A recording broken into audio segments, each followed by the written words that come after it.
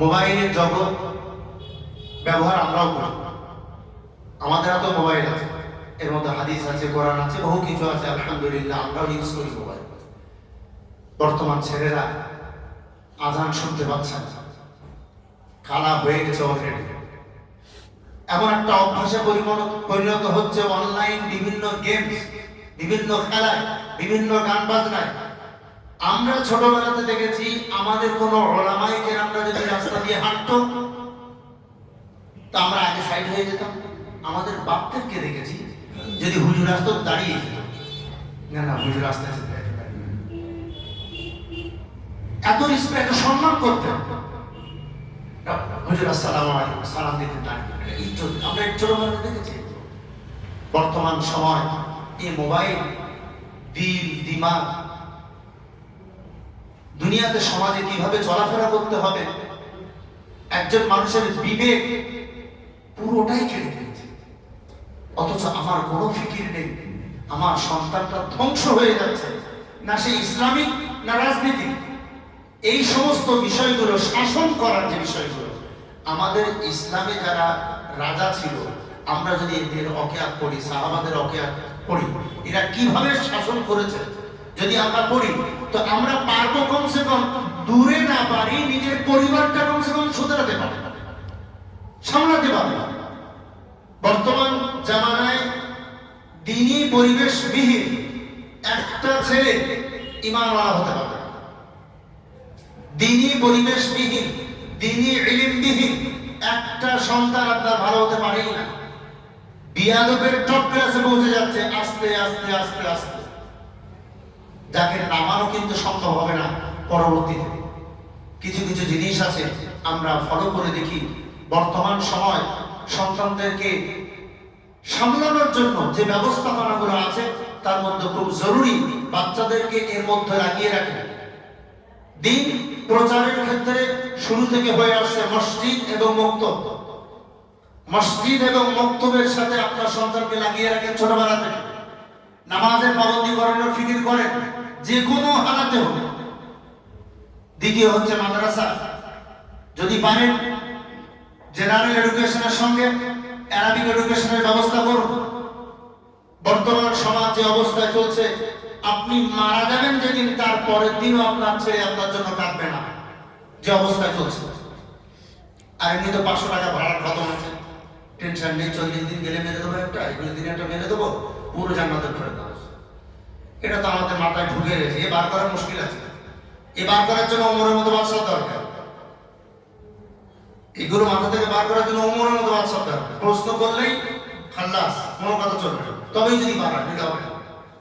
কারণ আগে কিছু অবনতি হুজুর এসে তারা চালু করে দিয়েছে, উন্নতি হুজুরদের সম্ভব হচ্ছে না। তো বিষয়টা এখানে দেখা যাচ্ছে, মসজিদ এবং মক্তবের সাথে আপনাকে লাগিয়ে রাখতেই হবে, নইলে কিন্তু আপনার সন্তান যেটা সাদাকা জারিয়া, আপনার জন্য দোয়াও করবে না, আপনার হালাতও খারাপ হবে। দুনিয়ায় থেকে যত গুনাহ করবে এর ফল আপনার কবরে যেতে হবে, বেনিফিট আপনি পাবেন। খুব জরুরি বিষয়। বড় হয়ে গেছে, আজও আমার সন্তান নামাজ পড়ে না, আমার কোনো ফিকির নেই। আমার সন্তানকে যেমন ভালো ব্যবসায়ী বানাতে হবে, ভালো ইনকামদার বানাতে হবে, ভালো হালাল রিজিক ওয়ালা বানাতে হবে, ভালো নামাজি বানাতে হবে, ভালো তেলাওয়াত করেওয়ালা বানাতে হবে। নইলে কি হবে পরবর্তীতে? শেষ হয়ে যাচ্ছে আস্তে আস্তে। ইলমটা শুধু শরীয়তের ইলমটা শুধু মাদ্রাসায় ঢুকে যেতে, আর কিছু না। দ্বিতীয় হচ্ছে 1 নম্বর মসজিদ এবং মক্তবের সাথে লাগিয়ে রাখার চেষ্টা করেন। দ্বিতীয় হচ্ছে মার্কাজের সাথে জুড়ে থাকেন। দ্বীনি মার্কাজ যেখানে আছে জুড়ে থাকেন, আল্লাহর জন্য জুড়ে থাকেন, বেঁচে যাবেন। অনেকে অনেক ধরনের কথা বলে, অনেক ধরনের বিপজ্জনক কথা বলে, আমরা অনেক সময় কানে আসে, আমরা বলে দিই, বুঝিয়ে দিই। অনেকে বলেন যত জামাত আছে বর্তমান সময়, নজওয়ানদেরকে আপনি রোকার মতো অন্য কোনো জামাত আমার নজরে ভালো আসছে না। মার্কাজ বিল আমার নজরে আসছে না। আমি তো অনেক জামাতের সাথে সম্পর্ক আছে, কথাবার্তা বলি বড় বড় আমাদের সাথে। বুধবার আমাদের এখানে একটা ছুটির দিন, এটা উত্তর আপনারাই দেন, আমি দিচ্ছি না। আমাদের ছেলেরা যদি দেখা যায় দার্জিলিং ঘুরতে যায় 1 সপ্তাহ, আমাদের ওস্তাদের ভাইরা যদি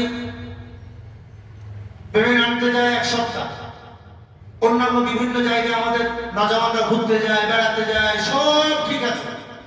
তারপরও একটা কথা আসে মাঝখানে, জামাতে যদি লোক 3 দিন যায়, তার বউ ছেলে ফিরে কে দেখবে?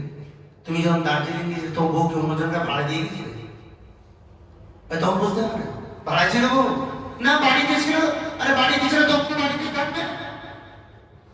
বরং তুমি যখন কোরআন শিখবে, কোনো মানুষ যদি 3 দিন যায় জামাতে, কথার কথা বলছি, বর্তমান সময় বাঁচার অন্য কোনো, এই ছেলেরা যেভাবে নষ্ট হচ্ছে আল্লাহর জন্য, মার্কেট এখন ডাউন, সব ছেলেদেরকে পাঠিয়ে দেন আল্লাহর জন্য, গিয়ে মসজিদের মধ্যে থাকবে, কিছু শিখে আসতে পারবে, অন্য কোনো রাস্তা নেই।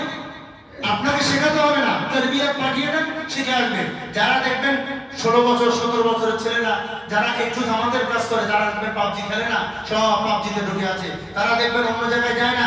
বুধবারে দেখবেন যারা জামাতের একটু কাজ করে, সব করে না, সারাদিন আরাম করে, সন্ধ্যাবেলা ঠিক মার কাছে চলে যায়। মারে গেলে কি রান্নি মারে না, সেখানে ওরা মায়ের কথাবার্তা বলেন, বসে একটু শোনেন। এই যে তার শোনা, সপ্তাহে একদিন মাথার মধ্যে ঢুকে গেছে মার কাছে যাবো, সেখানে কি তিনি কথা শুনবো, আশা করা যায় পুরো সপ্তাহটা তার মধ্যে একটা চার্জ। আবার জুমার দিন বায়ান শুনছে, তো সন্তানদেরকে আগলে রাখার মতো অন্য কোনো জামাত আমার নজরে বর্তমান আসছে না।